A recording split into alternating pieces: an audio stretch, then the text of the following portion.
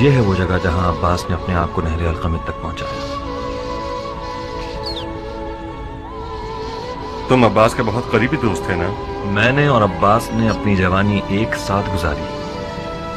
صفین میں ہم دونوں ساتھ ساتھ لڑے، ایک ہی خیمے میں سوتے تھے اور آدھی آدھی رات تک گفتگو کیا کرتے تھے۔ عباس کی آرزو تھی کہ اتنا طاقتور ہو جائے کہ ذوالفقار علی کا وارث بن سکے۔ وہ مولا علی کی تنہائی کو پورے وجود کے ساتھ محسوس کرتا تھا۔ وہ اس مقام پر پہنچنا چاہتا تھا کہ جب مولا علی کے برابر میں کھڑا ہو جائے تو مولا علی کہیں اب مجھے لشکر کی ضرورت نہیں، عباس میرے لیے لشکر کے برابر ہے۔ ان دنوں ہم دونوں بچے تھے، کسی گنتی میں نہ تھے۔ عباس اس بات پر بہت ناراض تھا، بالآخر برداشت نہ کر سکا۔ ایک دن میرے بابا مالک کے سامنے کھڑا ہو گیا اور تن کر کہنے لگا کہ مالک، آپ کو آج مجھے اپنے ساتھ میدان میں لے جانا ہوگا۔ بابا مسکرائے۔ عباس کو مزید غصہ آیا اور شیر کی طرح غرایا کہ مالک، آپ سمجھتے ہیں کہ میں کمتر ہوں؟ میں آپ سے مقابلے کے لیے تیار ہوں، اگر میں جیت گیا تو مجھے اپنے ساتھ لے جائیے گا۔ میرے بابا پھر مسکرائے۔ عباس چلایا کہ مالک، میں مذاق نہیں کر رہا کہ آپ مسکرائے جا رہے ہیں۔ میرے بابا نے اپنی ہنسی روکی اور جواب دیا، عباس میری جان،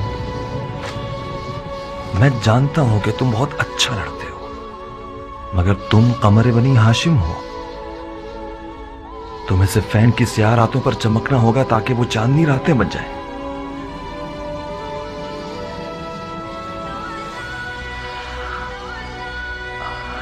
عباس نے جب یہ تعبیر سنی تو خاموش رہا۔ نقل ہے کہ جب عباس القمت پہ پہنچا تو شدید پیاسا تھا، مگر اس نے پانی نہیں پیا۔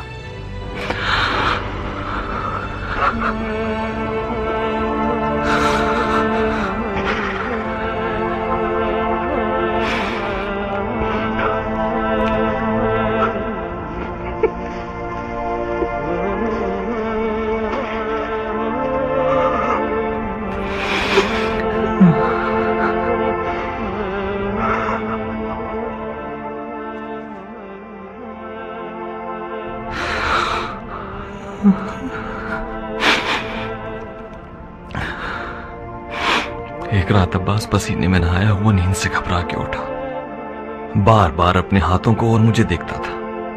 میں نے پوچھا کوئی خواب دیکھ لیا؟ اس نے کہا ہاں۔ میں نے پوچھا کیا خواب دیکھا؟ ٹوٹتی ہوئی سانسوں میں مجھے جواب دیا، ابراہیم، میں نے خواب میں دیکھا کہ میرے ہاتھ نہیں ہیں، میرے ہاتھ کھو گئے تھے۔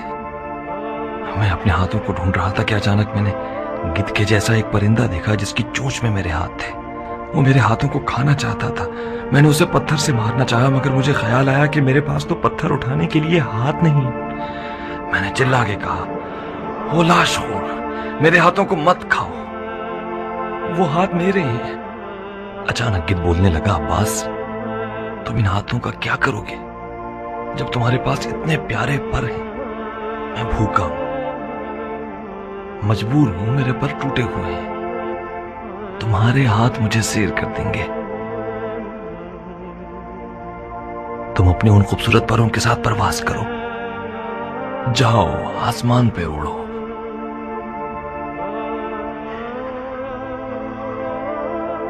جب میں نے سنا کہ عباس کے ہاتھ کاٹے گئے تو اس کے اس رات والے خواب کی حکمت کو سمجھ گیا۔